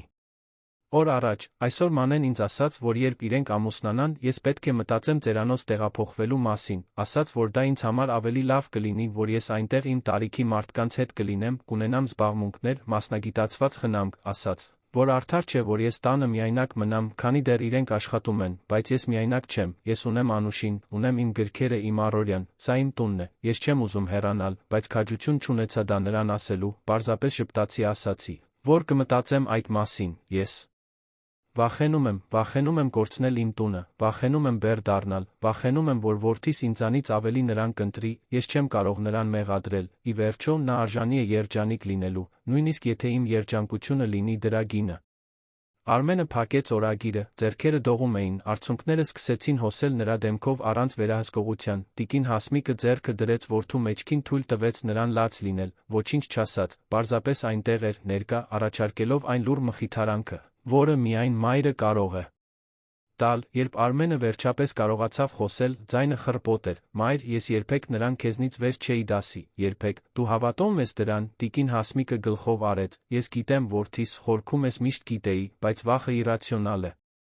Այն տրամաբանությանը չի հետում, այն պարզապես կլանում է քեզ, ես խոստանում եմ, որ դա այլս երբեք չի կրկնվի, դու երբեք քեզ բեռ չես զգա, դու երբեք չես վախենա քո տունը կորցնելուց, որովհետև քո տունն այնտեղ է, որտեղ ես եմ։ Միշտ այդպես է եղել, միշտ այդպես կլինի, նա գրկեց։ Մորը նրանք երկար ժամանակ այդպես մնացին լռության մեջ, բուժելով այն վերքերը, որոնք շատ ավելի խորն էին, քան Մանեի հետ կապված իրավիճակը, դրանք բացակայության չասված բառերի, ենթադրվող, բայց ցույց չտրված ջերմության հին վերքեր էին։ Հաջորդող օրերին Արմենը սկսեց վերակառուցել իր առօրյան, ոչ միայն ֆիզիկական առօրյան, այլ հուզականը։ Նա սկսեց հնարավորության դեպքում միշտ տանը ճաշել, սկսեց ամեն երեկո ընթրել տիկին Հասմիկի Անուշի հետ, սովորություն դարձրեց հարցնել, թե ինչպես է անցել նրանց օրը, իրոք լսել պատասխանները, մասնակցել խոսակցություններին, փոքրիկ փոփոխություններ, որոնք միասին վերցրած ամբողջությամբ փոխում էին տան մթնոլորտը։ Անուշը, որ սկզբում ամաչկոտ էր, դեռ վախեցած ամբողջ իրավիճակից, սկսեց ավելի բացվել, պատմեց իր կյանքի մասին, երկու որդիների մասին, ում միայնակ էր մեծացրել, ովքեր արդեն չափահաս էին, իր երազանքի մասին, մի օր սեփական փոքրիկ տուն ունենալու, այն հպարտության մասին, որ զգում էր տղաներին կրթության տալու համար, չնայած բոլոր դժվարություններին։ Արմենը նրան լսում էր ուշադրությամբ աճող հիացմունքով, քանի ուժի հաղթահարման պատմություն էր ամեն օր աննկատ անցնում իր կողքով, քանի մարդ էր անդադար աշխատում, ամբողջ աշխարհներ կրելով իրենց ուսերին, առանց որևէ մեկի կողմից իրապես նկատվելու։ Պարոն Արմեն, կարող եմ ձեզ մի հարց տալ։ Իհարկե, Անուշ, դուք լավ եք, իրականում, Արմենը մի պահ մտածեց պատասխանելուց առաջ։ Ես վերակառուցվում եմ, չեմ ստի, ցավում է գիտակցելը, որ 2 տարի ներդրել եմ մի բանի մեջ, որն իրական չէր, ցավում է իմանալը, որ այդքան կույր եմ եղել, բայց մինույն ժամանակ թեթացած եմ զգում։ Ես բացահայտեցի ճշմարտությունը նախքան անդառնալի սխալ գործելը։ Եվ ինքս իմ մասին բաներ բացահայտեցի, որոնք վաղուց պետք է տեսնեի։ Անուշը գլխով արեց, հասկանալով, դուք լավ մարդ եք, պարոն Արմեն, պարզապես մոլորվել էիք, բայց հիմա գտնում եք հետդարձի ճանապարհը։ Այդ պարզ բառերը հուզեցին Արմենին այնպես, որ նա չէր սպասում, նա գտնում էր հետդարձի ճանապարհը, դեպի ինչ, դեպի այն, թե ով էր ինքն իրականում, նախքան կորչելը ամբիցիաների, գործերի այն վազքի մեջ, որը նրան հեռացրել էր իրապես կարևոր բաներից։ Հարսանիքի չեղարկումից մեկ շաբաթ անց Արմենը գրասենյակում էր, երբ անսպասելի զանգ ստացավ, Մանեի զարմուհին էր, Սոնան, ում նա մի քանի անգամ տեսել էր ընտանեկան հավաքույթների ժամանակ։ Արմեն, պետք է խոսեմ քեզ հետ, Մանեի մասին է։ Նա հոգոց հանեց, այլս չէր ուզում խոսել Մանեի մասին, ուզում էր առաջ շարժվել, թողնել դա անցյալում։ Սոնա, ամենայն հարգանքով, չեմ կարծում, որ դա լավ գաղափար է։ Ես գիտեմ, հասկանում եմ, բայց կան բաներ, որոնք դու պետք է իմանաս, բաներ, որոնք Մանեն անում է։ Նա ստահոդ լուրեր է տարածում կատարվածի մասին, ասում է, որ դու նրան տնից վռնդել ես։ Որովհետև մայրդ վերահսկող է մանիպուլյատոր, ասում է, որ դու անհավասարակշիռ ես, որ գործել ես ազդեցության տակ, որ կզղջաս, փորձում ես սոցիալական ցանցերում զոհի դեր խաղալ, դա աշխատում է, մարդիկ կան, որ հավատում են նրան։ Արմենը փակեց աչքերը, իհարկե։ Մանեն լռությամբ չէր ընդունի պարտությունը, նա պետք է վերահսկեր պատմությունը, պետք է փրկեր իր կերպարը, եւ ինչ ես ուզում, որ ես անեմ, Սոնա։ Նրա ձայնն ավելի հաստատուն դարձավ, որ դու պատմես ճշմարտությունը, որ թույլ չտաս նրան մանիպուլյացիայի ենթարկել բոլորին։ Ես ճանաչում եմ զարմուհուս, գիտեմ ինչպես է նա գործում, եւ գիտեմ, որ այն, ինչ նա անում է, սխալ է։ Դու ապացույցներ ունես, վկաներ ունես, իրական պատմությունն ունես, թույլ մի տուր նրան քեզ դարձնել այս պատմության չարագործը։ Արմենը մի պահ մտածեց, նրա մի մասը պարզապես ուզում էր ամեն ինչ հետում թողնել, չմտնել այդ պատմությունների պատերազմի մեջ, բայց մյուս մասը գիտեր, որ Սոնան ճիշտ է, լռությունը կարող էր մեկնաբանվել որպես մեղքի ընդունում, իսկ ինքը ամաչելու ոչինչ չուներ։ Շնորհակալություն զգուշացնելու համար, Սոնա, կմտածեմ ինչ անել, երբ անջատեց հեռախոսը, Արմենը մնաց պատուհանից դուրս նայելով քաղաքին, երանը շարունակում էր իր խենթ ռիթմը, անտարբեր յուրաքանչյուրի անձնական դրամաների նկատմամբ, նա գիտեր, որ պետք է որոշում կայացնի, բացահայտ առճակատվել Մանեի հետ, թե թողնել, որ ժամանակը ցույց տա ճշմարտությունը, պատասխանել մեղադրանքներին, թե պահպանել լռության արժանապատվությունը։ Հեշտ պատասխան չկար, բայց մի բան նա հաստատ գիտեր, կապ չունի, ինչ կասեր Մանեն, կապ չունի, քանի հոգի կհավատային նրա վարկածին, ինքը գիտեր ճշմարտությունը, եւ այն երկու մարդիկ, ովքեր ամենաշատն էին կարող, իր մայրը Անուշը, նույնպես գիտեին, եւ դա ի վերջո միակ բանն էր, որ իրապես նշանակություն ուներ։ Մանեի ստերի հետ վարվելու Արմենի որոշումը եկավ անսպասելի ձով։ Սոնայի զանգից 2 օր անց նա սուրճ էր խմում Գորգի հետ գրասենյակի մոտակա սրճարաններից մեկում, երբ փաստաբանը նշեց մի բան, որը փոխեց նրա տեսակետը։ Արմեն, երբե մտածել ես պաշտոնապես արձանագրել այն ամենը, ինչ պատահել է, փաստաթղթավորել, ես պարտադիր չէ, որ նկատի ունենամ Մանեին դատի տալը, բայց փաստերն արձանագրելը, ամեն ինչ գրավոր ունենալը կարող է պետք գալ ապագայում։ Արմենը մտախոհ խառնեց սուրճը։ Ինչու պետք է դա անեմ, Գորգը գրացավ սեղանի վրա, մի փոքր ցածրացնելով ձայնը։ Որովհետև նրա նման մարդիկ հազվադեպ են կանգ առնում առաջին փորձից, եթե նա հիմա ստեր է տարածում, պատկերացրու, ինչ կարող է անել ամիսներ կամ տարիներ անց, ճիշտ փաստաթղթավորումը, վկայություններով, ապացույցներով, ամսաթվերով, պաշտպանում է քեզ։ Պաշտպանում է մորթ, պաշտպանում է Անուշին։ Դա անվտանգության ցանց է, Արմենը դանդաղ գլխով արեց, դա տրամաբանական էր, դա վրեժխնդրության կամ հանրային ցուցադրության մասին չէր, դա պաշտպանության մասին էր, այն մասին, որ ճշմարտությունը փաստաթղթավորված լիներ, եթե հանկարծ դրա կարիքը լիներ։ Ինչ պետք է անեմ, մենք կկազմենք ամբողջական փաթեթ, մորթ վկայությունը, Անուշի վկայությունը, օրագրի պատճենները, սպառնալից նամակների լուսանկարները, կողպեքների փոփոխության արձանագրությունները, ամեն ինչ, մենք դրանք կվավերացնենք նոտարով, ամսաթվով, ժամով, այդպես։ Եթե նա սրի իրավիճակը, դու կունենաս փաստերով պաշտպանվելու հնարավորություն, ոչ թե պարզապես բառերով, հաջորդող շաբաթների ընթացքում Արմենն աշխատեց դրա վրա, նա նստեց տիկին Հասմիկի հետ, ով պատմեց այն ամենը, ինչ ապրել էր վերջին ամիսներին, ամսաթվերով մանրամասներով, որոնք նրա հիշողությունը դեռ վառ էր պահում, Անուշը նույնպես տվեց իր վկայությունը, սկզբում նյարդային, բայց հետո ավելի հաստատակամ, Արմենը լուսանկարեց այն նամակները, որոնք Անուշը պահել էր, թվայնացրեց մոր օրագրի համապատասխան էջերը, հավաքեց հաղորդագրությունները, որոնք Մանեն ուղարկել էր իր ճամփորդությունների ժամանակ, որտեղ պարզ երում էր, թե ինչպես էր նա խոսում տիկին Հասմիկի Անուշի մասին, երբ կարծում էր, թե ոչ ոք չի տեսնի, դա ցավոտ գործընթաց էր։ Յուրաքանչյուր հավաքված ապացույց հիշեցում էր սեփական կուրության մասին, բայց դա նա ազատագրող էր, ճշմարտությունն այնտեղ էր, փաստաթղթավորված, անհերքելի, դրանք պարզապես օդում կախված բառեր չէին, դրանք փաստեր էին։ Մինչդեռ Մանեն շարունակում էր իր արշավը սոցիալական ցանցերում, անորոշ գրառումներ։ Դավաճանության մասին, օգտագործված ու դեն նետված լինելու մասին, ընտանիքների մասին, որոնք քանդում են հարաբերությունները, թույլ տղամարդկանց մասին, ովքեր չեն կարողանում դիմակայել վերահսկող մայրերին, ոչինչ ուղղակիորեն չէր ասվում, բայց ցանկացած մարդ, ով ծանոթ էր իրավիճակին, հասկանում էր, թե ում մասին է խոսքը, նրա գրառումների տակ մեկնաբանությունները մտերիմ ընկերուհիների աջակցության նրա ներկայացրած միակողմանի վարկածը կասկածի տակ դնող մարդկանց հարցերի խառնուրդ էին։ Արմենը կարդում էր այդ գրառումներից մի քանիսը ոչ թե այն պատճառով, որ ուզում էր, այլ որովհետև բարյացակամ ընկերները մտահոգված ուղարկում էին դրանք, ամեն անգամ տեսնելիս նա զգում էր բարկության խղճահարության խառնուրդ, բարկություն, մանիպուլյացիայի համար, խղճահարություն տեսնելով, թե որքան հուսահատ է Մանեն փորձում վերահսկել մի պատմություն, որն արդեն դուրս էր եկել իր ձեռքից, հենց այդ ժամանակ տեղի ունեցավ մի բան, որին Արմենը չէր սպասում, տեղական բլոգերից մեկում, որը զբաղվում էր հարաբերությունների հարցերով, հայտնվեց մի հոդված չեղարկված հարսանիքի մասին, առանց անուններ տալու, այն օգտագործվում էր որպես հուզական մանիպուլյացիայի տարեցների նկատմամբ հոգեբանական բռնության օրինակ, ինչ-որ մեկը, հավանաբար Սոնան կամ իրավիճակին մոտ կանգնած մեկ այլ մարդ, պատմել էր պատմությունը լրագրողին։ Հոդվածը զգույշ էր, մեղադրանքներ չէր հնչեցնում, բայց ճշգրտությամբ նկարագրում էր կատարվածը, ներառյալ սպառնալից նամակները, գիշերային վտարումը, տարեց կնոջ օրագիրը, ամեն ինչ, ազդեցությունն ակնթարթային էր, հոդվածը տարածվեց տարեցների իրավունքների, տնային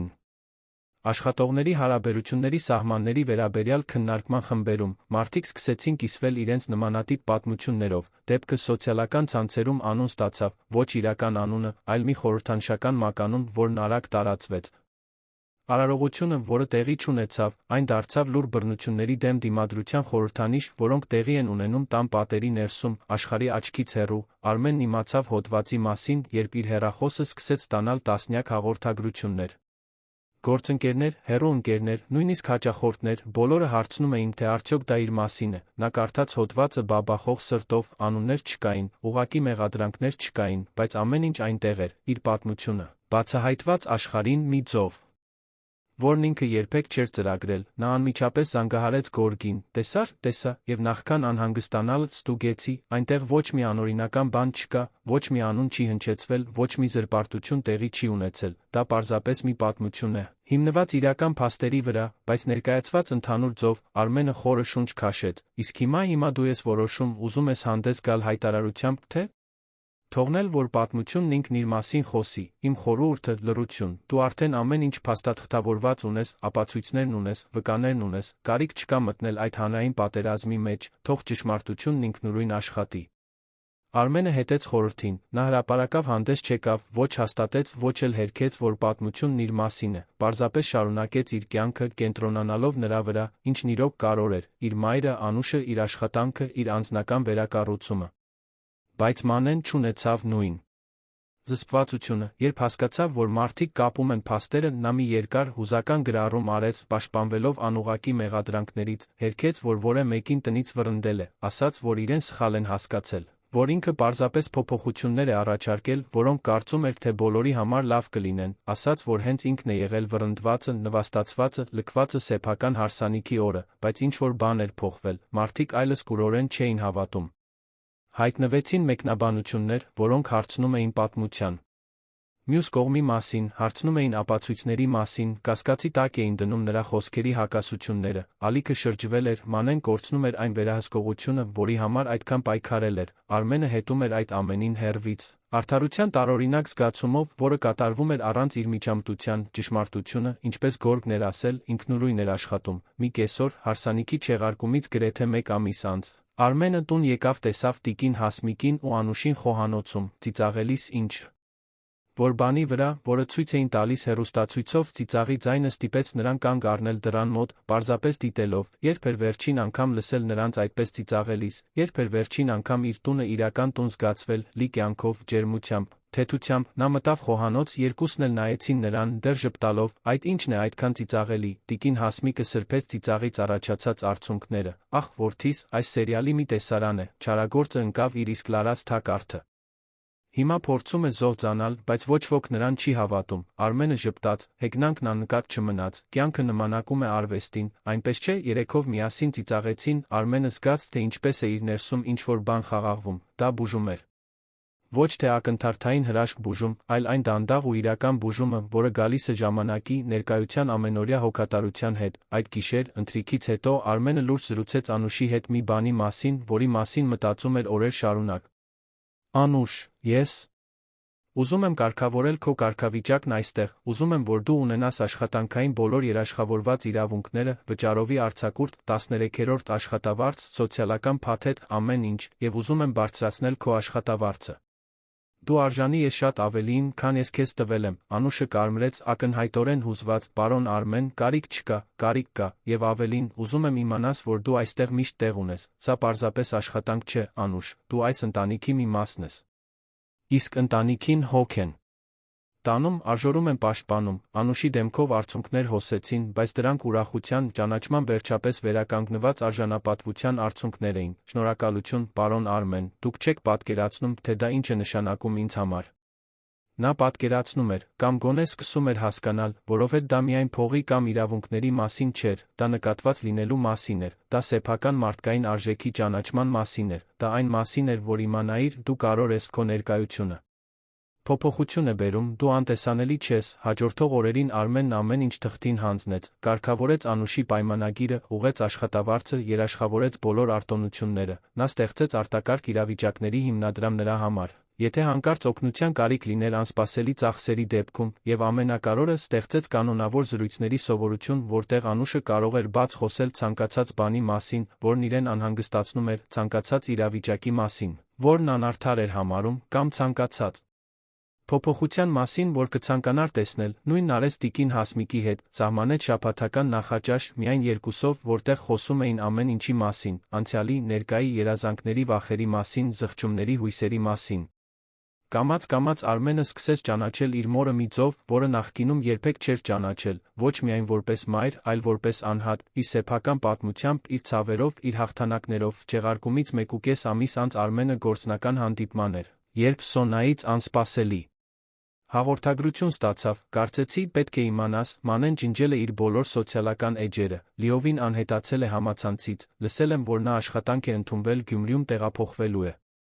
Արմենը կարդաց հաղորդագրությունը, զգաց թեթության ու տխրության խառնուրդ, թեթություն, որովհետև դա վերջապես ավարտվեց, տխրություն այն կորստի համար, որն այդ ամենը ներկայացնում էր, կորսված ժամանակի համար, փոփոխության անտեսված հնարավորությունների համար, այն հպարտության համար, որը թույլ չտվեց Մանեին պարզապես ընդունել սխալը, փորձել ուղղել այն, նա պատասխանեց Սոնային պարզ հաղորդագրությամբ։ Հուսով եմ, նա խաղաղություն կգտնի, դասեր կքաղի այս ամենից, եւ դա ճշմարտություն էր, Արմենը չարություն չէր պահում, Մանեին վատը չէր կամենում, պարզապես ուզում էր, որ նա սովորի, աճի, դառնա ավելի լավ մարդ, բոլորն էլ արժանի էին այդ հնարավորությանը։ Այդ գիշեր, տանը, տիկին Հասմիկի Անուշի հետ հեռուստացույց դիտելիս, Արմենը հասկացավ մի հիմնարար բան. նա կորցրել էր հարսնացուին, բայց շահել էր մի բան, որը շատ ավելի արժեքավոր էր, շահել էր գիտակցություն, շահել էր ներկայություն, շահել էր իրապես կարոր բաները տեսնելու արժորելու կարողություն, եւ ամենակարորը նա վերագտել էր ինքն իրեն, այն Արմենին, ով գոյություն ուներ նախքան չափազանցված ամբիցիաների, անիմաստ վազքի արտաքին հաստատման փնտրտուքի մեջ կորչելը, նա նայեց մորը, ով կենտրոնացած գործում էր, Անուշին, ով ծիծաղում էր էկրանի կատակերգական տեսարանի վրա, եւ մտածեց, որ գուցե, միայն թե գուցե հաղթանակի զբոսայգու այն ցուրտ առավոտը, ցավի բացահայտման այդ պահը եղել էր ամենամեծ նվերը, որ կյանքը կարող էր իրեն տալ, որովհետև պետք էր կորցնել այն։ Ամենը, ինչ ինքը կարող էր համարում, որպեսզի բացահայտեր այն, ինչն իրականում արժեք ուներ, եւ հիմա, երբ գիտեր դա, այլս երբեք չէր մոռանա։ 3 ամիս էր անցել զբոսայգու այն առավոտից, Երանը շարունակում էր իր անողոք առօրյան, նույն խցանումները, նույն ազդանշանները, նույն շտապողականությունը, որը սահմանում էր քաղաքի հոգին, բայց Արմենի բնակարանում ամեն ինչ փոխվել էր մի ձով, որը նա երբեք չէր կարող կանխատեսել։ Դա միայն Մանեի ֆիզիկական բացակայությունը չէր, ոչ էլ իր ավելի հաճախ ներկայությունը այդ պատերի ներսում, դա շատ ավելի խորը բան էր, սկզբում գրեթե աննկատելի, բայց որն աճում էր ամեն օր, ինչպես մի բույս, որը վերջապես լույս է ստանում տարիներ շարունակ ստվերում մնալուց հետո, Արմենն այժմ արթնանում էր զարթուցիչից շուտ։ Ոչ թե տագնապից կամ մտահոգությունից, այլ ներկա լինելու անկեղծ ցանկությունից, նա իջնում էր խոհանոց առավոտյան ժամը 6:30-ին գտնում էր տիկին Հասմիկին արդեն արթուն, սուրճ պատրաստելիս, սեղանը գցելիս, ռադիոյով ցածր երաժշտություն լսելիս։ Նա միշտ էլ վաղ էր արթնանում, բայց հիմա նրա շարժումների մեջ կար մի թեթություն, որը նախկինում չկար, կարծես նրա ուսերից մի անտեսանելի բեռ էր հանվել, բարի լույս, մայր, բարի լույս որդիս, լավ ես քնել, դա պարզ մի ծիսակարգ էր, բայց այն ամեն ինչ էր նշանակում, նրանք միասին նստում էին, դանդաղ սուրճ խմում, խոսում սկսվող օրվա մասին, ռադիոյի նորությունների մասին, փոքրիկ բաների մասին, որոնք նախկինում աննկատ էին անցնում։ Արմենը բացահայտեց, որ իր մայրը քաղաքականության վերաբերյալ ամուր կարծիքներ ունի, որ սիրում է ժամանակակից պոեզիա, որ վախենում է ծերանալ ոչ թե տարիքի պատճառով, այլ անտեսանելի դառնալու հնարավորությունից, եւ յուրաքանչյուր բացահայտում մի ցավոտ հայտնություն էր այն մասին, թե որքան ժամանակ էր ինքը կորցրել, քանի խոսակցություն չէր ունեցել, որքան կյանք էր թողել անցնելու, քանի դեռ վազում էր նվաճումների հետից, որոնք հիմա դատարկ էին թվում, Անուշը նույնպես փոխվել էր, ոչ թե էությամբ, որովհետև նա միշտ էլ այդ նույն բարի ու նվիրված մարդն էր, այլ կեցվածքով, տարածքը զբաղեցնելու ձով, սեփական կարծիքն արտահայտելու քաջությամբ, նա այլս այն զուսպ ստվերը չէր, որը լուռ մաքրում եփում էր, նա մասնակցում էր խոսակցություններին, առաջարկում էր ծրագրեր հանգստյան օրերի համար, բողոքում էր, երբ ինչ-որ բան իրեն դուր չէր գալիս, նա ձայն ուներ, եւ Արմենը հասկանում էր, որ ինչ-որ մեկին ձայն տալը ամենահզոր ժեստերից մեկն է, որովհետև դա նշանակում է ճանաչել նրա լիարժեք մարդկային էությունը։ Մի շաբաթ օր առավոտյան, երբ երեքով միասին նախաճաշում էին, Արմենը մի հայտարարություն արեց, որը պլանավորում էր շաբաթներ շարունակ։ Ես ուզում եմ բնակարանում վերանորոգում անել, փոքրիկ, բայց նշանակալից, տիկին Հասմիկը Անուշը հետաքրքրությամբ նայեցին միմյանց, մայր, այն հյուրասենյակը, որը մենք երբեք չենք օգտագործում, ուզում եմ դարձնել քո սեփական տարածքը, մի առանձնասենյակ գրադարան, հարմարավետ բազկաթոռներով, գրասեղանով, որտեղ դու կկարողանաս գրել, քո գրքերի դարակներով։ Մի վայր, որտեղ դու կկարողանաս կարդալ, մտածել, ընդունել ընկերուհիներիդ թեյի համար, մի ապաստարան, որն ամբողջությամբ քոնը կլինի։ Տիկին Հասմիկը մի պահ լուռ մնաց, աչքերը լցվեցին, որդիս, դրա կարիքը չկա, կա, դու արժանի ես ունենալու մի տարածք, որը քո թագավորությունն է, որտեղ դու ես որոշում ամեն ինչ, իսկ Անուշ, ուզում եմ վերանորոգել նա քո սենյակը, մեծացնել տարածքը, տեղադրել առանձին սանհանգույց, ստեղծել մի փոքրիկ հյուրասենյակային անկյուն, որտեղ որդիներդ կկարողանան մնալ։ Երբ գան քեզ այցելության, ուզում եմ, որ դու քեզ իրոք տանը զգաս, ոչ թե պարզապես որպես մեկը, ով այստեղ աշխատում է։ Անուշը ձեռքերը տարավ դեպի դեմքը, փորձելով զսպել արդեն հոսող արցունքները։ Պարոն Արմեն, ես այս ամենին արժանի չեմ։ Արմենը վեր կացավ, մոտեցավ նրան, ծնկի իջնելով նրա աթոռի կողքին, դու արժանի ես դրան ավելիին, Անուշ, արժանի ես արժանապատվության, հարմարավետության, ճանաչման, դու պարզապես աշխատակից չես, դու ընտանիք ես, եւ ժամանակն է, որ ես դա ցույց տամ գործով, ոչ թե միայն բառերով։ Հաջորդող օրերին Արմենը խորասուզվեց վերանորոգման նախագծի մեջ այնպիսի նվիրումով, որը զարմացրեց նույնիսկ Գորգին, իր փաստաբանին, ով այս ամբողջ ընթացքում դարձել էր նա մտերիմ ընկեր, նա վարձեց ներքին հարդարման մասնագետ մի կնոջ շողակաթին, ով նուրբ ճաշակ ուներ կարողանում էր Տարածքները վերածել հուզական հանգրվանների, շողակաթը մի ամբողջ կեսօր անցկացրեց տիկին Հասմիկի Անուշի հետ զրուցելով, տալով հարցեր, որոնք շատ ավելին էին, քան գույներն ու կահույքը, նա ուզում էր հասկանալ, թե ովքեր են նրանք, ինչն է նրանց երջանկացնում, որոնք են նրանց գաղտնի երազանքները, ինչպես են պատկերացնում կատարյալ տարածքը, եւ հետո ստեղծեց նախագծեր, որոնք նրանց անհատականության արտացոլումն էին, տիկին Հասմիկի համար, մտերմիկ գրադարան, կանաչի մուգ փայտի երանգներով, մեղմ լուսավորությամբ։ Ընթերցանության բազկաթոռով, որը ռազմավարականորեն տեղադրված էր պատուհանի մոտ, Անուշի համար, լուսավոր ուրախ գույներով ընդարձակ սենյակ, պահարանների մեծ տարածքով, ժամանակակից սանհանգույցով փոքրիկ հյուրասենյակով, զարդարված իր ընտանիքի լուսանկարներով։ Վերանորոգումը տևեց 6 շաբաթ, այդ ընթացքում բնակարանը վերածվեց վերահսկվող շինհրապարակի, բանվորների մուտք ու ելքով, գայլիկոնի ու մուրճի ձայներով, ներկի լաքի հոտով, բայց ոչ ոք չէր բողոքում, օդում սպասում կար մի զգացողություն, որ ինչ-որ կարևոր բան է կառուցվում, մի բան, որը շատ ավելին էր, քան պատերն ու կահույքը, Արմենը հետում էր աշխատանքի յուրաքանչյուր փուլին, նա ուզում էր, որ ամեն ինչ կատարյալ լինի ոչ թե դատարկ կատարելապաշտությունից, այլ որովհետև յուրաքանչյուր դետալ ներկայացնում էր հարգանք, հոգատարություն, նյութականացված սեր, նա անձամբ ընտրեց Անուշի սենյակի պատերի գույնը, երկնագույնի մի նուրբ երանգ, որի մասին նա ասել էր, որ սիրում է, օգնեց տեղադրել տիկին Հասմիկի գրադարանի դարակները, համոզվելով, որ դրանք ճիշտ բարձրության վրա լինեն։ Որպեսզի նա ստիպված չլինի ջանք թափել գրքերին հասնելու համար, յուրաքանչյուր փոքրիկ ժեստ հատուցման մի ձեր, ցույց տալու համար կոնկրետ գործողություններով, որ ինքը փոխվել է, որ ինքը ներկա է, որ ինքը տեսնում է, այն օրը, երբ վերանորոգումն ավարտվեց, Արմենը կազմակերպեց բացման փոքրիկ արարողություն միայն երեքի համար, պատրաստեց հատուկ ընթրիք, մոմեր վառեց, միացրեց մեղմ երաժշտություն, եւ հետո հրավիրեց տիկին Հասմիկին Անուշին տեսնելու իրենց նոր տարածքները, տիկին Հասմիկի արձագանքը լուռ էր, բայց խորապես հուզական, նա մտավ գրադարանը, որն այժմ իրենն էր, մատներով շոշափեց դարակներում արդեն դասավորված գրքերի կողերը, նստեց պատուհանի մոտ գտնվող բազկաթոռին, շուրջը նայեց արցունքոտ աչքերով, կատարյալ է որդիս, հենց այնպիսին է, ինչպիսին երազում էի։ Արմենը ծնկի իջավ նրա բազկաթոռի կողքին, այս տարածքը քոնն է, ամբողջությամբ քոնը, այստեղ դու ես հրամայում, դու ես որոշում, դու ես թագուհին, եւ ոչ ոք այլս երբեք, սա քեզնից չի խլի, Անուշն իր հերթին չկարողացավ զսպել արցունքները, երբ տեսավ իր նոր սենյակը, նա դանդաղ քայլում էր, դիպչելով յուրաքանչյուր կահույքին, բացելով ու փակելով սանհանգույցի դուռը, նստելով նոր մահճակալին, նայելով հյուրասենյակի փոքրիկ բազմոցին, որտեղ իր որդիները կկարողանային նստել, երբ գային այցելության, դա ավելին էր, քան սենյակ։ Դա քառակուսի մետրերով արտահայտված արժանապատվություն էր, դա բետոնի ներկի մեջ նյութականացված ճանաչում էր, պարոն Արմեն, ես խոսքեր չունեմ, ոչ ոք երբեք ինձ համար նման բան չի արել, ոչ ոք երբեք ինձ այսպես չի տեսել, Արմենը գրկեց Անուշին, թույլ տալով, որ նա լաց լինի իր ուսին, դու միշտ էլ արժանի ես եղել այսպես տեսնվելուն, Անուշ, եւ ցավում եմ, որ այսքան երկար տեց, մինչ ես դա հասկացա, հենց այդ ժամանակահատվածում էր, որ Արմենը սկսեց վերանայել նա իր մասնագիտական կյանքը։ Նա շարունակում էր ղեկավարել իր ընկերությունը, բայց հասկացավ, որ կարող է ավելի շատ լիազորություններ պատվիրակել, վստահել իր թիմին, պակաս տարված լինել վերահսկողությամբ, նա սկսեց ավելի քիչ ժամեր աշխատել, մերժել անհարկի ճամփորդությունները, առաջնահերթություն տալ տանը անցկացրած պահերին։ Եվ զարմանալիորեն ընկերությունը չփլուզվեց, ընդհակառակը, այն կարծես ավելի լավ էր աշխատում, որովհետև նա կայացնում էր ավելի հավասարակշռված, պակաս իմպուլսիվ, ավելի մտածված որոշումներ։ Իր մենեջերների հետ հանդիպման ժամանակ Արմենն արեց մի բան, որը երբեք չէր արել, նա կիսվեց իր պատմությամբ, պատմեց այն սխալի մասին, որը քիչ էր մնացել գործեր, այն կուրության մասին, որը քիչ էր մնացել կործաներ իր ընտանիքը, այն դասերի մասին, որոնք քաղել էր, ոմանք զարմացան, ոմանք հուզվեցին։ Բայց բոլորը հասկացան ուղերձը։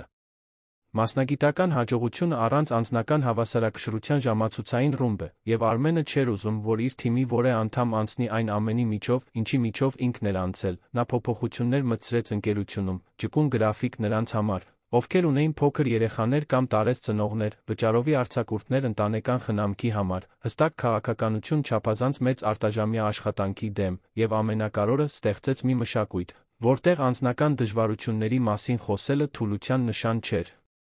այլ մարդկայնության, արտադրողականությունը չընկավ, ընդհակառակը, այն աճեց, որովհետև մարդիկ, ովքեր իրենց հոգացված են զգում, աշխատում են ավելի լավ, ավելի կենտրոնացված, ավելի մեծ նվիրումով, նրա մենեջերներից մեկը, Արամ անունով մի մարդ, Արմենին մոտեցավ փոփոխություններից մի քանի շաբաթ անց, կարող եմ ձեզ հետ առանձին խոսել, իհարկե Արամ, միշտ, նրանք նստեցին դատարկ խորհրդակցությունների դահլիճում, ես ուզում էի շնորհակալություն հայտնել այն ամենի համար, ինչ դուք ներդրեցիք, Մայրս հիվանդ է։ Ալցհայմերի սկզբնական փուլում է, եւ ես ինձ սպանում էի փորձելով գլուխ հանել աշխատանքից, նրա խնամքից, տուն էի գնում հյուծված, առանց համբերության կռվում էի կնոջս հետ, ես փլուզման եզրին էի, բայց հիմա, ճկուն գրաֆիկի շնորհիվ, կարողանում եմ նրան տանել բժշկի ստուգումների, ավելի շատ ժամանակ անցկացնել նրա հետ, առանց աշխատավայրում մեղավոր զգալու, դուք չեք պատկերացնում, թե դա որքան փոխեց իմ կյանքը։ Արմենը ձեռքը դրեց Արամի ուսին, ես պատկերացնում եմ, որովհետև անցել եմ նմանատիպ մի բանի միջով, եւ սովորել եմ, որ մեր սիրելի մարդկանց մասին հոգ տանելը շքեղություն չէ, դա անհրաժեշտություն է, դա այն է, ինչը մեզ մարդ է պահում, այդ խոսակցությունը հաստատեց Արմենի համար, որ նա ճիշտ ճանապարհի վրա է, որ այն փոփոխությունները, որոնք նա արել էր իր անձնական կյանքում, կարող էին պետք է տարածվեին նա իր մասնագիտական կյանքի վրա։ Որ լավ առաջնորդ լինելը նշանակում էր հոգ տանել ոչ միայն արդյունքների, այլ այն մարդկանց մասին, ովքեր ստեղծում էին այդ արդյունքները։ Մի գիշեր, տանը ընթրելիս, տիկին Հասմիկը մի բան ասաց, որը օրեր շարունակ արձագանքում էր Արմենի մտքում։ Գիտես, որդիս, ես մտածում էի այս ամբողջ իրավիճակի մասին, եւ հասկացա, որ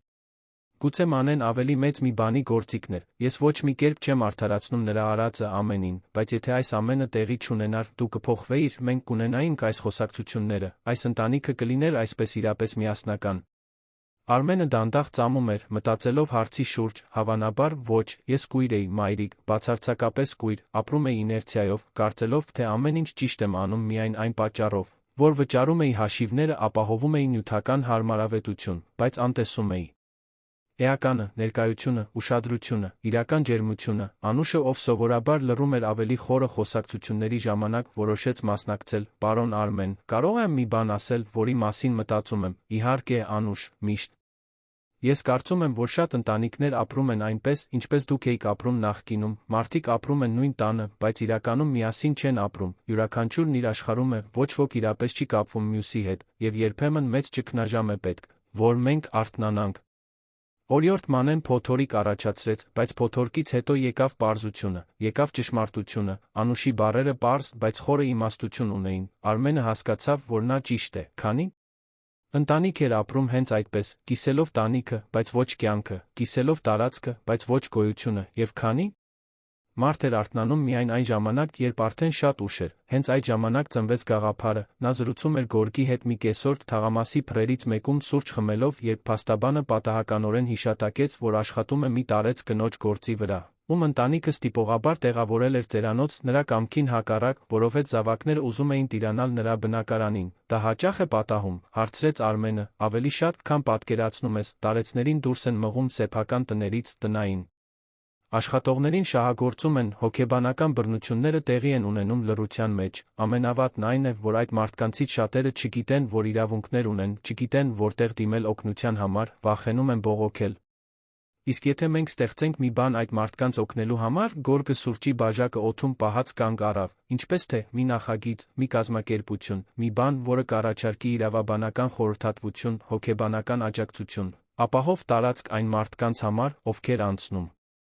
են նմանատիպ իրավիճակների միջով, ինչի միջով անցավ մայրս, որը ձայն կտա նրանց, ում լռեցնում են, Գորգը դրեց բաժակը կռացավ սեղանի վրա, Արմեն, դու խոսում ես հոգ ստեղծելու մասին, այո, ես ռեսուրսներ ունեմ, դու իրավաբանական գիտելիքներ ունես, մենք կարող ենք բանիմաց թիմ հավաքել, մենք կարող ենք իրական փոփոխություն բերել, ոգորությունը համակեց երկուսին էլ, հաջորդող շաբաթների ընթացքում Արմենը խորասուզվեց նախագծի մեջ այնպիսի էներգիայով, որը տարիներ շարունակ չէր զգացել, հետազոտեց, ուսումնասիրեց նմանատիպ կազմակերպությունների մոդելները, խոսեց տարեցների իրավունքների աշխատանքային իրավունքների փորձագետների հետ, քարտեզագրեց հիմնական կարիքները, եւ հետո սկսեց հավաքել կառույցը, որը կոչվելու էր ԱՊԱՎԵՆ, նա վարձեց մի փոքրիկ, բայց հյուրընկալ գրասենյակային տարածք Երանի կենտրոնում, մետրոյի մոտ, որպեսզի հասանելիությունը հեշտ լինի, վարձեց ընտանեկան իրավունքի մասնագիտացված երկու փաստաբանների, տրավմաների բռնությունների փորձ ունեցող մի հոգեբանի, մի սոցիալական աշխատողի երկու ընդունարանի աշխատակցուհու, ստեղծեց անվճար թեժգից սպասարկման համար մի պարզ, բայց տեղեկատվական կայք, այս ամենը սեփական միջոցներով, առանց նվիրատվությունների կամ արտաքին ֆինանսավորման վրա հույս դնելու, գոնե սկզբնական շրջանում, բացումը համեստ էր։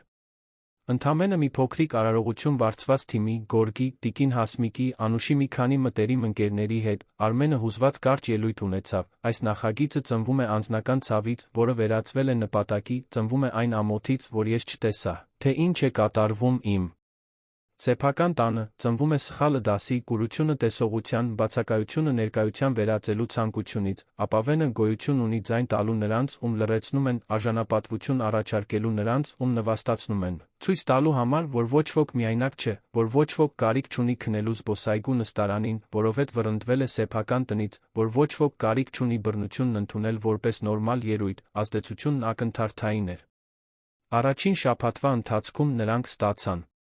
43 զանգ, հուսահատ մարդիկ, ովքեր պատմում էին լուր տառապանքի պատմություններ, օգնություն էին խնդրում, ուղղորդում էին փնտրում։ Արմենը չէր կարողանում բոլորին անձամբ ընդունել, բայց շաբաթական առնվազն 3 կեսօր անցկացնում էր գրասենյակում, զրուցելով եկողների հետ, լսելով պատմությունները, մխիթարանք առաջարկելով յուրաքանչյուր պատմություն, որ նա լսում էր, նման էր ծռված հայելու մեջ նայելուն, մայրեր, ում զավակները վերաբերվում էին որպես ավելորդ բեռի, տնային աշխատողներ, ում շահագործում էին, ստիպելով օրական 16 ժամ աշխատել առանց հանգստի, առանց արժանապատվության, տարեցներ, ում խնայողությունները գողացել էին հարազատները, խնամքի անվան տակ քողարկված հոգեբանական բռնություններ, եւ Արմենը հասկանում էր, որ իր պատմությունը բացառություն չէր։ Այն ընդամենը մեկն էր հազարավորներից, ապավենի բացումից մեկ ամիս անց Արմենն իր գրասենյակում վերանայում էր որոշ գործեր, երբ ընդունարանի աշխատակցուհին զանգահարեց իր սենյակ, պարոն Արմեն, այստեղ մի մարդ կա, ով խնդրում է խոսել ձեզ հետ, ասաց, որ անձնական է, նրա անունը Մանե է, Արմենի սիրտը մի պահ կանգ առավ, Մանեն, 4 ամիս առանց որեկապի հետո նա այստեղ էր, մի պահ մտածեց մերժել հանդիպումը, բայց նրա ներսում ինչ-որ բան, գուցե հետաքրքրությունը, գուցե վերջակետ դնելու անհրաժեշտությունը, ստիպեց նրան այո ասել, թող ներս գա, դուռը բացվեց, Մանեն մտավ, Արմենը գրեթե չճանաչեց նրան, մազերն ավելի կարճ էին, բնական գույնով ներկված, հագել էր պարզ հագուստ, առանց տեսանելի բրենդների, ոչ մի շքեղ իր, որոնք սովորաբար ցուցադրում էր, նա ավելի նիհար էր, աչքերի տակ խորը ստվերներ կային, բայց նրա աչքերում ինչ-որ բան փոխվել էր, նախկին մեծամտությունը չկար, կար մի բան, որը նման էր ամոթով խառնված խոնարհության, ողջույն, Արմեն, ողջույն, Մանե, նստիր, խնդրում եմ, նա նստեց սեղանի դիմացի աթոռին, դողացող ձեռքերով բռնած փոքրիկ պայուսակը, ես գիտեմ, որ դու չէիր սպասում ինձ տեսնել, եւ հասկանում եմ, եթե ուզենաս, որ ես հեռանամ, բայց ես պետք է գայի այստեղ, պետք է խոսեի քեզ հետ, Արմենը պարզապես գլխով արեց, սպասելով, այն ամենից հետո, ինչ պատահեց, ես փլուզվեցի, լիովին, կորցրեցի ընկերներիս, կորցրեցի վստահությունը, կորցրեցի այն կերպարը, որը կառուցել էի։ Սկզբում ես մեղադրում էի քեզ, մեղադրում էի մորթ, մեղադրում էի ամբողջ աշխարհին, բայց իմ ներսում մի ձայն կար, փոքրիկ, բայց համառ, որն ասում էր, որ խնդիրը ես եմ, այնպես որ գնացի մարզեր, Գյումրի, հորաքրոջս տուն։ Աշխատանքի անցա հագուստի մի փոքրիկ խանութում, եւ սկսեցի թերապիայի գնալ, շաբաթական 2 անգամ, ամեն շաբաթ, նա դադար տվեց, խորը շունչ քաշելով, եւ դա սարսափելի էր, Արմեն, նայել հայելու մեջ իրականում, առանց ֆիլտրերի, առանց արդարացումների, ճանաչել, որ ես կործանարար վարքագիծ ունեմ, որ միշտ եղել եմ վերահսկող մանիպուլյատոր, որ միշտ կարիք եմ ունեցել լինելու ամեն ինչի կենտրոնում, որ ցանկացած մարդու, ում տեսել եմ որպես սպառնալիք, ես ոչնչացրել եմ, ոչ թե ֆիզիկապես, այլ հուզականորեն, մեկուսացնելով, նվաստացնելով, վտարելով։ Եվ ես դա արել եմ ամբողջ կյանքումս։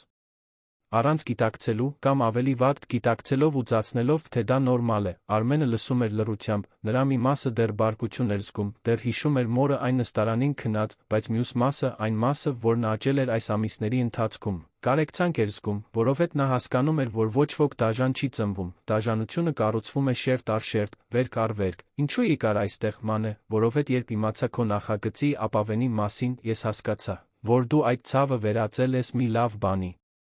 Եվ ես ուզում եմ նույնն անել, ես ներում չեմ խնդրում, որովհետև գիտեմ, որ անարդար կլիներ իմ կողմից դա ակնկալելը, բայց ուզում եմ իմանաս, որ ես փորձում եմ փոխվել, որ ընդունում եմ արածս, որ անկեղծորեն ցավում եմ։ Արմենը վեր կացավ, քայլեց դեպի պատուհանը, նայելով ներքում գտնվող քաղաքին, Մանե, ես չգիտեմ, կարող եմ քեզ ներել հիմա, թե ոչ, դա ժամանակ կխլի, գուցե տարիներ, գուցե երբեք լիովին տեղի չունենա, բայց ես ընդունում եմ քո քաջությունը այստեղ գալու, պատասխանատվություն ստանձնելու, օգնություն փնտրելու համար, եւ հուսով եմ, որ դու կշարունակես այդ ճանապարհը, քո սեփական անձի համար, ոչ թե իմ, նա գլխով արեց, սրբելով լուր արցունքները, կարող եմ քեզ մի խնդրանքով դիմել, նայած թե ինչ, մորթ գրկիր իմ փոխարեն, եւ Անուշին ասա, որ ես ներողություն եմ խնդրում, նրանք կարիք չունեն ինձ ներելու, բայց պետք է իմանան, որ ես գիտակցում եմ այն չարիքը, որ պատճառել եմ, Արմենը շրջվեց դեպի նրան, ես կփոխանցեմ ուղերձդ, Մանեն վեր կացավ հեռանալու համար, դրան մոտ նա վերջին անգամ շրջվեց։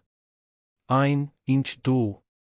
Անում ես այստեղ այս նախագծով հրաշալի է, եւ կարծում եմ, որ խորքում դու միշտ էլ այդպիսին ես եղել, պարզապես մոլորվել էիր, ինչպես ես, տարբերությունն այն է, որ դու գտար հետդարձի ճանապարհը, ես դեռ փնտրում եմ, եւ նա դուրս եկավ, թողնելով Արմենին մենակ իր մտքերի հետ, այդ գիշեր, տանը, ընթրիքի ժամանակ նա պատմեց տիկին Հասմիկին Անուշին Մանեի այցի մասին, երկուսն էլ լսեցին լռությամբ մինչ վերջ, եւ դու քեզ ինչպես զգացիր, հարցրեց տիկին Հասմիկը, շփոթված, տխուր, բայց նա տարօրինակ կերպով, հուսադրված, որ մարդիկ կարող են փոխվել, նույնիսկ երբ դա անհնար է թվում, Անուշը դանդաղ տարուբերեց գլուխը, ես չգիտեմ, կարող եմ նրան ներել, թե ոչ, պարոն Արմեն, բայց հուսով եմ, որ նա խաղաղություն կգտնի, որովհետև միայն նա, ով խաղաղ է ինքն իր հետ, դադարում է չարիք պատճառել ուրիշներին, Անուշի բառերը մի խորություն ունեին, որը հուզեց Արմենին, դա էր, հենց դա էր, խոսքը ներելու մասին չէր բարոյական պարտավորությունից կամ հոգու վեհությունից դրդված, խոսքը ճանաչելու մասին էր, որ վիրավոր մարդիկ վիրավորում են ուրիշներին, այդ շղթան կոտրելու միակ ձեռքերը բուժելն էր, հաջորդող ամիսները ինտենսիվ աճի ամիսներ էին, ապավեն էլ տեսանելիություն ձեռք բերեց լրատվամիջոցներում, լրագրողները սկսեցին լուսաբանել այն մարդկանց պատմությունները, ում կազմակերպությունն օգնել էր, մի 82 տարեկան տիկին, ով վերադարձրեց իր տունը այն բանից հետո, երբ զավակները փորձել էին ստիպել նրան լիազորագիր ստորագրել, մի տնային աշխատող, ով կարողացավ կարգավորել իր աշխատանքային իրավունքները 15 տարվա շահագործումից հետո, մի տարեց տղամարդ, ով ժամանակավոր կացարան գտավ Փեսայի կողմից տնից վռնդվելուց հետո, յուրաքանչյուր պատմություն մի հաղթանակ էր, գուցե փոքր, բայց նշանակալից, Արմենը նա սկսեց դասախոսություններով հանդես գալ, դպրոցներ, ընկերություններ, ՀԿ-ներ, բոլորն ուզում էին լսել ընտանեկան գիտակցության, ներկայության, տարեցների խնամքի տնային աշխատողների արժորման մասին, և յուրաքանչյուր դասախոսության ժամանակ նա պատմում էր իր պատմությունը, առանց սխալները թաքցնելու, առանց ցավը մեղմացնելու, առանց իրեն հերոս դարձնելու։ Պարզապես մի մարդ, ով քիչ էր մնացել գործեր իր կյանքի ամենամեծ սխալը, ով ժամանակին արթնացել էր, այդպիսի դասախոսություններից մեկից հետո համալսարանի լիքը դահլիճում մի երիտասարդ աղջիկ մոտեցավ նրան, պետք է որ 20 տարեկան լիներ, աչքերը լցված էին։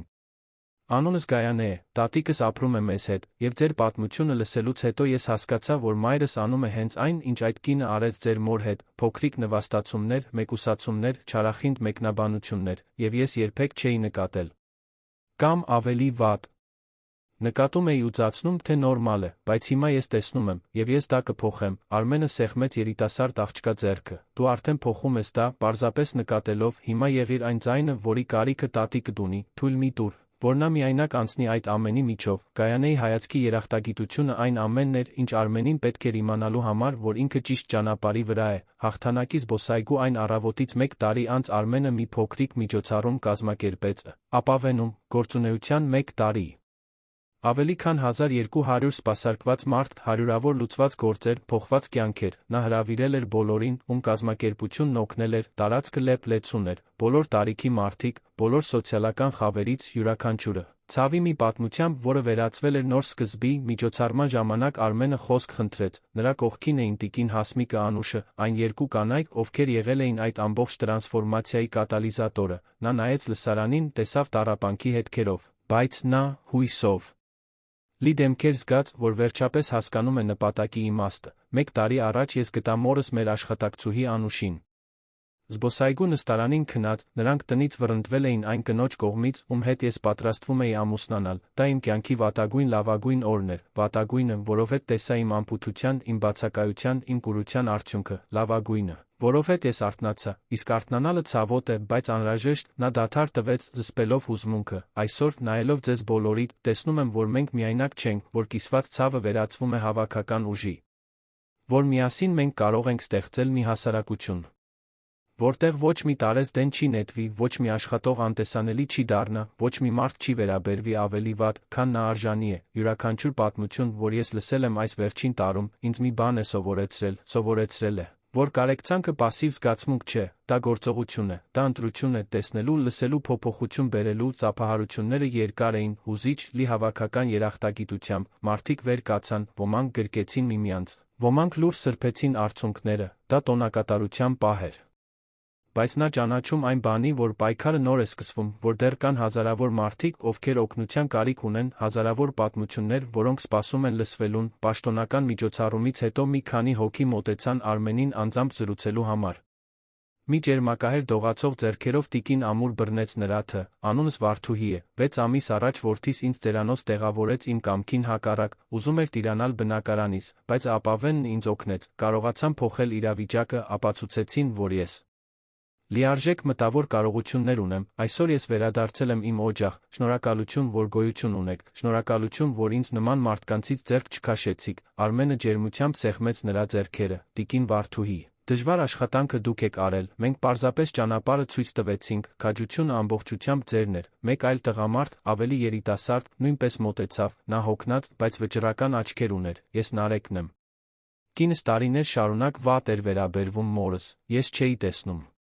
Որովհետև միշտ աշխատանքի մեջ էի, երբ լսեցի ձեր պատմությունը դասախոսություններից մեկի ժամանակ, կարծես ինչ-որ մեկը լույս վառեց, տուն գնացի իրոք ուշադրություն դարձրեցի, տեսա փոքրիկ դաժանությունները, չարախինդ մեկնաբանությունները, համակարգված մեկուսացումը, առճակատվեցի կնոջս հետ, սահմաններ դրեցի, հիմա մենք զույգերի թերապիայի ենք գնում, փորձելով վերակառուցել մեր հարաբերությունները առողջ հիմքերի վրա, բայց մի բան հստակ է, մայրս մեր ընտանիքում երաշխավորված տեղ ունի։ Առանց քննարկման, Արմենը ամուր սեղմեց Նարեկի ձեռքը, դա քաջություն է, Նարեկ, հեշտ չէ առճակատվել նրանց հետ, ում սիրում ենք, բայց երբեմն դա անհրաժեշտ է, եւ այն փաստը, որ դուք թերապիայի եք գնում, ցույց է տալիս, որ իրական փոփոխության հույս կա, այդ գիշեր տուն վերադառնալով, նա գտավ տիկին Հասմիկին իր առանձնասենյակ գրադարանում, պոեզիայի գիրք կարդալիս այն մեղմ լամպի լույսի տակ, որն ինքը հատուկ ընտրել էր նրա համար, նա բարձրացրեց հայացքը ժպտաց, այն անդորր ժպիտով, որը բնորոշ է վերջապես աշխարհում իր տեղը գտած մարդուն։ Ինչպես անցավ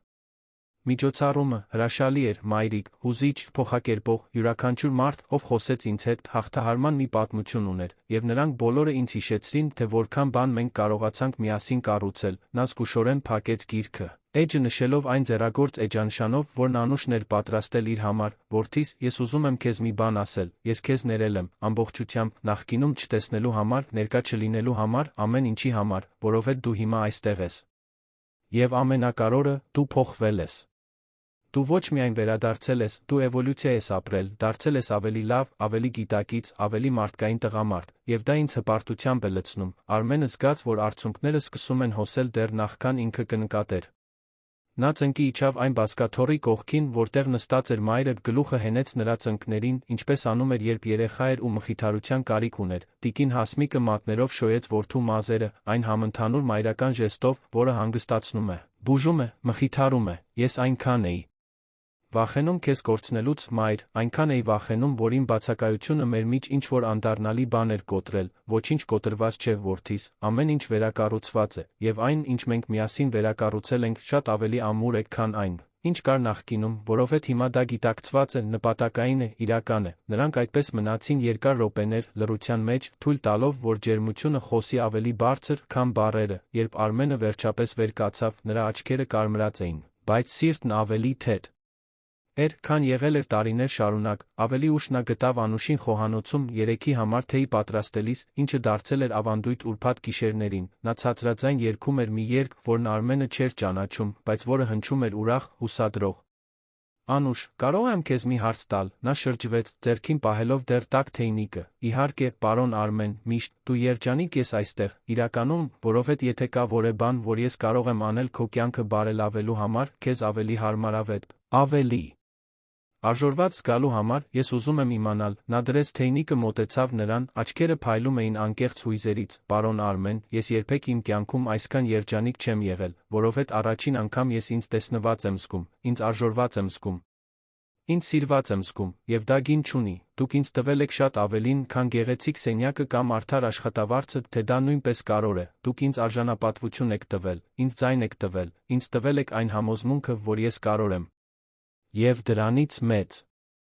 նվեր չկա, Արմենը գրկեց Անուշին մի երկար ու ամուր գրկախառնությամբ, որն ասում էր այն ամենը, ինչը բառերը չէին կարող արտահայտել, երբ նրանք բաժանվեցին, երկուսն էլ ժպտում էին, չնայած արցունքներին, եւ գիտեք, ինչն է ամենազարմանալին, շարունակեց Անուշը, թեյը լցնելով բաժակների մեջ, իմ որդիները նկատեցին իմ փոփոխությունը, ասացին, որ ես ավելի ուրախ եմ, ավելի վստահ, ավելի ես եմ, եւ դա ինձ ստիպեց հասկանալ, թե որքան էի ես մարել նախկինում, առանց նույնիսկ նկատելու։ Մարդը սովորում է այնքան քչին, որ երբ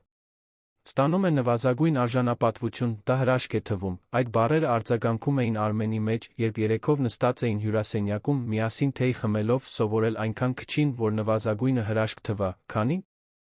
մարդ էր ապրում այդպես, քանի անուշներ կային աշխարհում, ովքեր ընդունում էին հարգանքի փշրանքները, որովհետև երբեք չէին իմացել, թե ինչ է նշանակում իրապես արժորված լինել, քանի տիկին հասմիկներ էին իրենց անտեսանելի զգում սեփական տներում, որովհետև ոչ ոք չէր ցանկանում իրապես նրանց տեսնել։ Այդ բառերն ավելի շատ արժեին, քան ցանկացած միլիոնավոր դոլարների պայմանագիր, որ Արմենը երբեք կնքել էր, ավելի շատ արժեին, քան ցանկացած մասնագիտական ճանաչում, որովհետև դրանք այն վկայականն էին, որ նա սովորել էր կյանքի ամենակարևոր դասը, որ հաջողությունը չի չափվում նյութական նվաճումներով, այլ մարդկային կապերով, ներկայությամբ, իրական սիրով, կիսված արժանապատվությամբ։ Եվ մինչ երեքով թեյ էին խմում այդ գիշեր, զրուցելով ապագայի ծրագրերի, երազանքների հույսերի մասին, Արմենը հասկացավ, որ այն արարողությունը, որը տեղի չունեցավ, տեղի էր տվել մի անհամեմատ ավելի թանկարժեք բանի՝ նպատակային ապրած կյանքի, ճշմարտության վրա կառուցված ընտանիքի, մի նպատակի, որը անհատական ցավը վերածում էր հավաքական բուժման, Երանը շարունակում էր մնալ դրսում, անտարբեր, քաոսային, անողոք, բայց այդ բնակարանի ներսում խաղաղություն կար, այն խաղաղությունը, որը չի գալիս խնդիրների բացակայությունից, այլ գալիս է իրական սիրո ներկայությունից, եւ դա միակ հեղափոխությունն էր, որն իրապես նշանակություն ուներ, այն լուր հեղափոխությունը, որը տեղի է ունենում, երբ մենք ընտրում ենք տեսնել, երբ մենք ընտրում ենք մնալ, երբ մենք ընտրում ենք սիրել իրականում։ Պատմության ավարտ, սիրելի ունկնդիրներ, հուսով ենք, որ Արմենի, տիկին Հասմիկի անուշի պատմությունը խորապես հուզել է ձեր սիրտը, եթե ձեզ հուզեց վերակառուցման, սիրո արդարության այս ճանապարհը, թողեք ձեր հավանումը, բաժանորդագրվեք ալիքին մեկնաբանություններում պատմեք մեզ, թե ինչն ամենաշատը ձեզ տպավորեց այս պատմության մեջ, ամեն օր մենք բերում ենք նմանատիպ հզոր պատմություններ, որոնք բացահայտում են մարդկային հոգու ամենախորը կողմերը, ստիպում մեզ մտածել մեր սեփական ընտրությունների մասին, սպասում ենք ձեզ հաջորդ էպիզոդում, 1 պատմությամբ, որը կհուզի ձեր